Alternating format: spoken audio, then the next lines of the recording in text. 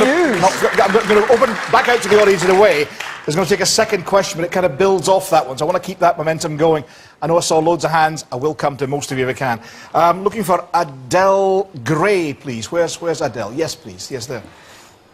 Do you think somebody can sing Flower of Scotland full-heartedly if they vote no in the referendum? OK, this is the issue of patriotism. Again, it was raised at the Better Together launch. Alistair Darling stressing that it does, you can be an absolutely patriotic Scot and still be in favour of the Union. Margaret, what do you make of that? I believe it's sophistry, my dear, sophistry. To split, yes, patriotism and nationalism. And it's a hiding place for folk who are Scottish, know they're Scottish, but have somehow got to defend not doing as Margaret has done there. Was it 90-minute nationalists your husband called them at one point? Yeah? OK, he's called them everything, but he's at home tonight. Now, Brian, there was a wee important point jumped off Annabelle's contribution there, and that is, she talked about defence. As Wendy Alexander once said, bring it on. There's 29,000 people now in the British Navy. The admirals say they cannot afford to have this aircraft carrier that'll never sail anywhere because Britain, Great Britain, stronger together, remember, can't afford to put any planes on it. Okay, so they wouldn't want to build that in the Clyde. They could build vessels that we need here. Let's stick to, if we can, the independence and patriotism, the defence we've done, I think, in the previous debate. Fiona Hislop, do you believe that you can be a patriotic Scot, a fully fervent patriotic Scot, and support the Union? You can make political choices, but that doesn't affect how you are in terms of your identity. So I find it, I can understand people might want to ask that question, but my answer to that is, you know, I'm a Scot. I'm passionate about Scotland. You don't question the patriotism of your opponents in this debate? Of course not. Of course not. Of course not. I'm reassured. I mean this. I am reassured to hear that, Fiona, because I think there has been an unease about some elements lurking within your party. And one of your own colleagues, Joan McAlpine, in the Scottish Parliament said that Labour, Liberal Democrat and Conservative parties were anti-Scottish. Yes. End of. Now, I thought that was, frankly, it was a provocative remark, but it was also, as it turned out, a profoundly stupid remark, and Fiona's had the good sense not to fall into that trap. And I think, you know, when we're talking about patriotism, this is not about who's a better Scot. I'm as patriotic as Alex Salmond. He is no less patriotic than I am. But what the debate is about is how we genuinely think, and there is a difference of view, and there is a divergence of opinion, how we genuinely think the country which we love is best served. Thanks for that. Let's go to the audience. Gentlemen there has been very patient. Yes, please. I think it's a fallacy to think you're a Scot in the sense that a Swede is a Swede or a Pole is Polish, because you're not. You're British. And I'd like to think, how did the panel react to the idea that, you know, Article 15 of United Nations Declaration of Human Rights says that you've got the right to nationality, and given that we don't feel, many people in Scotland don't feel British, we don't fit into that straitjacket of unionism. How do you feel about the assertion that to denied independence, thanks for that. You're denied your human rights? Gentlemen here, and then in the front row, if you put your hand up again, please, sir. Yeah. Here, thanks. Yeah. Yes, sir. As somebody who was born English and lives in Scotland and is very proud to be Scottish, the only reason that the Labour Party in Westminster want to keep Scotland is because they'd have damn little chance of getting in again in England. And the only reason that no independence campaigners in the Scottish Parliament don't want it is because they don't want the ultimate responsibility. Thanks for that, gentlemen. In the front row, yes, sir. I think you made me. I would love an independent Scotland, but not at the cost of being tied to Europe and the possibility of ending up with its toxic currency. I say, you don't like that toxic currency. Lady in the front row, please, yes. Hi Brian, I would just like to say we've got loads of English boys playing for Scotland now, and if they can sing Flower of Scotland, anybody can sing Flower of Scotland. It doesn't matter. If you feel Scottish, sing Flower of Scotland. That's got no knock-on effect of whether you do or don't want to be. And you think it's got no impact upon I mean, identity's got identity has an impact upon this debate. It's the genesis of this debate. I'm a Scot, end of, and I want independence, end of. But that doesn't mean to say somebody who doesn't share my view, I didn't think Scottish. Thank you very much indeed for that. That's going to get a round of applause. Gentlemen there, please. Yeah, yes, please. Yes, sir. Independence is the normal state of affairs for most countries on earth, and these countries do not refer to their own independence in negative terms. By using scary-sounding phrases, to describe independence for Scotland, such as separation, break-up and going it alone, are the No campaign trying to frighten people? Thanks for that. I'm going to come to the other side. The lady in the front row, and then the two gentlemen in the front row as well. Yes, please. When will Scottish Labour and Conservative parties decide to back independence for Scotland? When Scotland becomes independent, what part will they play? Thank you very much indeed for that. And the other two hands, could you raise your hands again, please? Gentleman in the middle and then gentleman at the end, and that'll do for now. Yeah? Yes, please. I'm fiercely patriotic, but I feel that the decision we make is for the future of the country, so it shouldn't be dependent on party politics or anything like that. Okay, and the other gentleman in the front row, please. There, then there, yes. I'd just like to point out that the UK is independent. Yes. Okay, thank you very much indeed. You're content with that? Yeah. Okay, gentleman there with the red jacket on. Yes, sir. We have lots of speculation about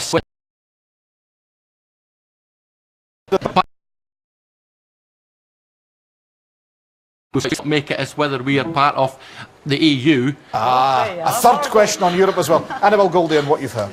Yeah, no, a whole cocktail of, Yes, indeed, of ideas in a there. melange of ideas. Maybe I just say to the lady sitting over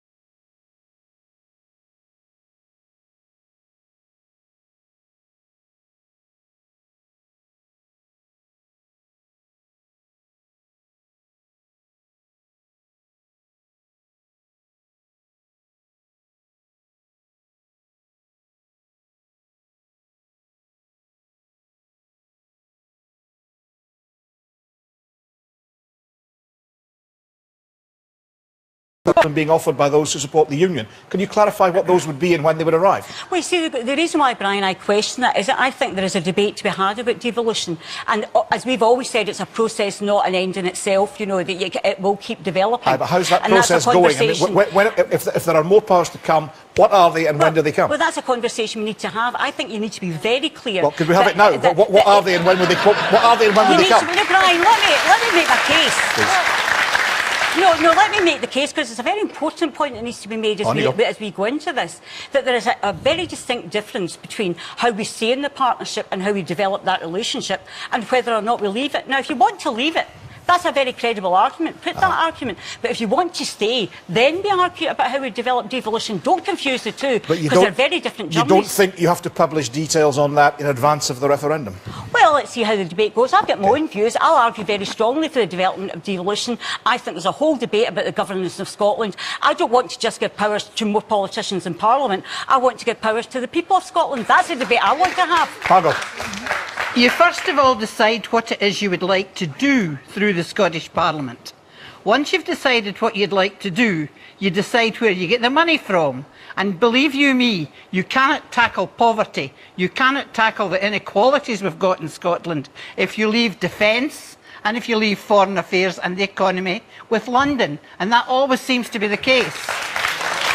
Because if you do, you'll be spending the money you should be spending on old people. You'll be spending it in Trident.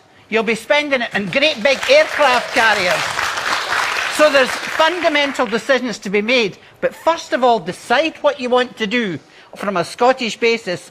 Then you'll say what the requisite powers needed are. Thanks for that. And only then you have a referendum. Right at the very back, the gentleman got the hand raised right at the very back. Yes, sir. Right. I think tonight Margaret Curran's been quite fond of saying that things are a false choice. I think it's a false choice between saying we have to decide about independence now and further devolution later. There's a lot of people who care very much about what the Labour Party's policy on further powers for Scotland would be in the event of a no vote. I think we should have that debate now as well. Gentleman in the second row and then the gentleman in the third row with the tie on. Yeah, please. Hypothetically, if Scotland was to say yes to independence, has anybody got any idea how long a time frame it would be between the vote and full independence? Good question. And the gentleman in the tie. Yes, please, sir. Yep. Could we have a question like the 1997 question for less powers and less power for Alex Salmond in our country?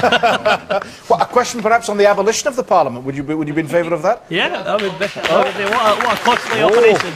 You're getting a ripple for that. Gentleman in the front row, please. Yes, sir. Yes. Yeah, shouldn't there really be an issue about the tactics of this campaign? I mean, surely for Labour supporters, right, by and large, they want social justice, they want poverty to be tackled, they want equality. They don't want a Tory government in London with those economics and a place that can elect somebody like Boris Johnson as mayor, deciding what the economic policy of this country should Margaret be. Curran, very briefly, it was you and then Annabel. Margaret Curran, then Annabel. My argument is not that that somehow I'm saying it's a choice by either abolish poverty or we don't abolish poverty. It seems to me the best way to abolish poverty is through using the powers across the United Kingdom. I mean, when we had a Labour government for 13 years, when we introduced tax credits, £14 billion, £1.5 billion spent in Scotland. We introduced tax credits. The SNP didn't say, "Oh, that's great. I'm really glad we've got a Labour government." Said what they did say, but the case has always been that whether you've got a Labour government or a Tory government, we've always had this debate in Scotland that the only answer Scotland needs is independence, because the union actually damages Scotland's economic interests. My argument to you is not. Well, see, I disagree with the man who clapped so loudly here. My argument is not that it's English that damaged Scotland's economic interests. It's a political alliance. No, it's not. It's the politics that it's a Tory government that damaged Scotland, not the English that damaged Scotland. Welfare state. Hang on a second. Annabel Goldie, your Prime Minister David Cameron, please. Your Prime Minister David Cameron has hinted or suggested that there could be more powers for Scotland in the event of a no vote. But do we not need more detail on that? If we don't get more detail on that, then what does a no vote imply? If you constantly say you don't know what a yes vote is, you don't know what independence is, but if you vote no and you don't know what's coming in the way of further powers, then you don't know what a no vote implies either, surely. Well, let's just try and strip this back to its bare essentials. In the audience tonight, there are people who support independence, and they're very vociferous. There are also, I detect, people in the audience who think we're better remaining within the United Kingdom, and then I suspect there's an element in the audience that really is open to discussion on this and is looking for some guidance.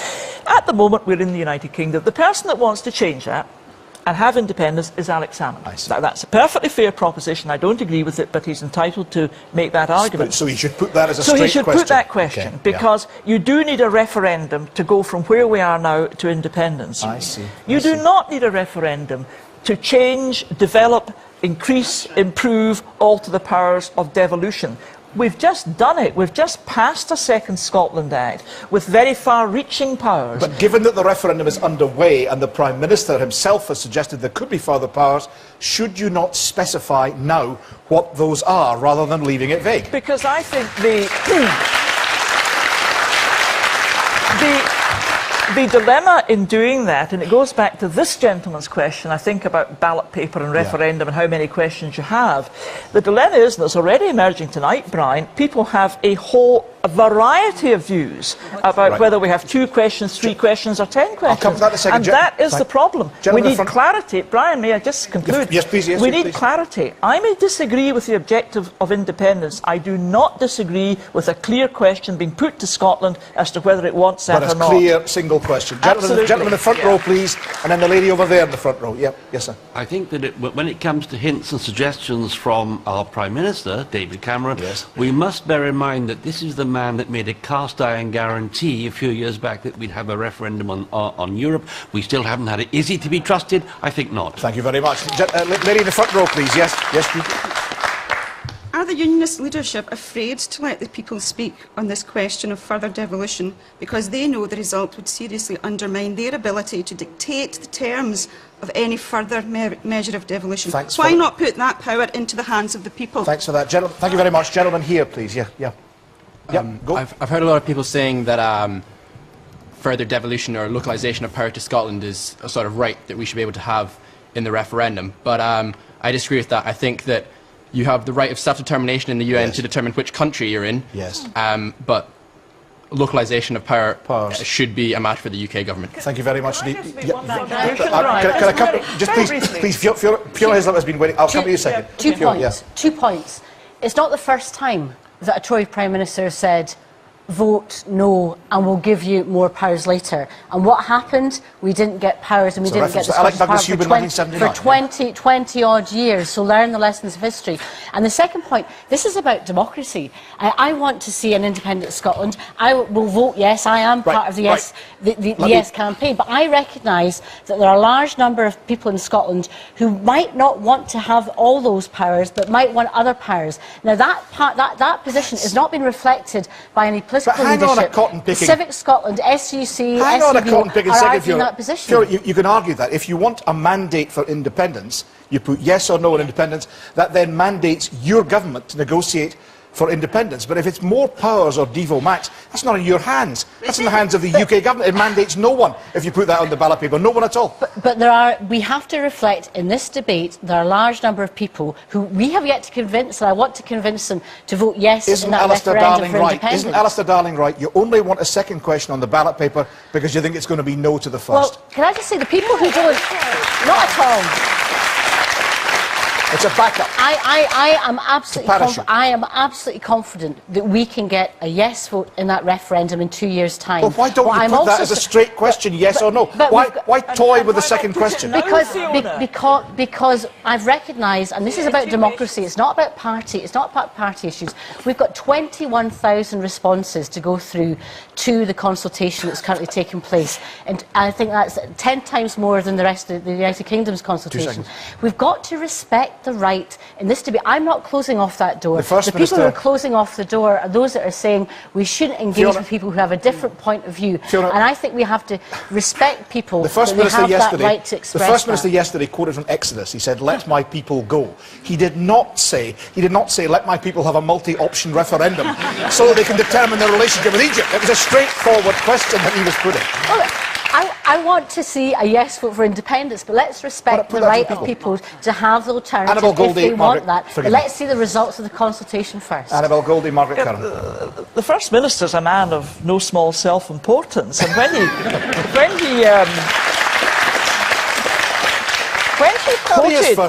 quoted from the Bible, he didn't complete the quote, that they may serve me in the wilderness. Now, this is, to me, a rather frightening... This is, to me, a rather frightening proposition. But can I go back to what Fiona was saying? Fiona's case does not stack up. Since 2007, the SNP have wanted a referendum on independence. Indeed, they brought forward in the last Parliament... And you accept they have a mandate for that? In a referendum bill. They must have known what they wanted to ask the people of Scotland. I can't believe that, having spent 80 years as a party believing in independence, they didn't know how to put a question that people could answer. It seems to be quite bizarre that having existed, Fiona, your very political passion and breath depends on your political desire to achieve independence. That A, you either don't know how to ask the question, you don't want to ask the question, or you want to ask another question altogether because you're scared of losing the first question. Margaret MacDonald. Margaret Curran, then Margaret MacDonald. I think at the heart of this is also a very practical problem, and all of us need to be honest about that. If we had two questions, for example, and 51% of people said, yes, we want to go for independence, depending on what the actual question ends up as, and 95% say, no, we don't want independence, but we want more powers. Compete with each other, how do we resolve that? Alex Salmond has said that he will interpret that as a mandate for independence, and I think that would be undemocratic if more people voted for second powers. So let's not get... This is a big decision. Let's not confuse it. Let's go on with it, make the decision, and start getting on with things that really matter. Margaret MacDonald. The SNP made a mess of introducing the idea of the referendum. There should have been much more information and education on the policies that we've been talking about tonight before you say we'll have a referendum. But anyway, we are where we are. Now, the idea of having two questions addressing quite different constituencies and different jurisdictions, the only one that we can answer of ourselves and no one can gainsay is the independence one. Are you against the second question then? Of course I am, always have been. Told them that in Parliament. But I'm not telling you anything I haven't told Alec. Oh, Margaret, I thought it was a secret between us, Margaret. But you just think of it. I was speaking to an audience in England 2 nights ago. Kensington, you know, well educated and all the rest of it. These folk hate us now because they accuse us of... That's not true. Oh, well, there was other Scottish journalists there, so you can check with them. However, we have now got an English political society that's alerted to the notion of independence and devolution, and they will want to have a say if further powers are going to be devolved. So I don't think we can say that they shouldn't have. Gentleman in the front row, and then Fiona for a last word on this, please, yeah? People are talking about democracy. In Italy, we've got an unelected Prime Minister. In Ireland and in Greece, we've got economic policy dictated by the European Central Bank or whatever, technocrats. And here we've got the SNP saying, because the SNP don't like the fact that a UK election has elected a coalition government, that they don't like being dominated by the Tories. This isn't democracy. Democracy has taken place in this country. And earlier, people spoke about what are the benefits of the UK. We've got our own government. We voted for it. The United Kingdom voted for the coalition that we have at the moment. Thank you for that, sir. Fiona, perhaps particularly on Margot's point about the second question. Well, the nub is, the problem is Scotland has repeatedly voted against the Conservatives and still got a Tory government. And that's the choice. Okay. But the point about Margot's point. Yeah. I think this is where, you know, in terms of there will be differences of opinion. We have yet, as a government, to resolve what we think would be appropriate in terms of the questions. Do you think there should be a second question? We're going to the consultation. There's a consultation taking place. It would be wrong of me to preempt that. Fair. It's right to at least consult with people to ask them if there should be one or two questions. I know there's loads of hands still raised on this. Forgive me, I'm going to move on to the next question. But before we do that, I should mention that if you want to take part in this, you want to gain more information on these and many other related issues, the topics we've raised tonight have been great stuff, but there's more to come. Visit the Scotland's Future section of the BBC News website. You can find it by logging on to bbc.co.uk/Scotland's Future. They bet me I couldn't say that, but there you are. I managed to get it through. Thank you very much indeed for that. Forgive me, there's more to come, there's more to come, there's more to come. The hands are raised. The next question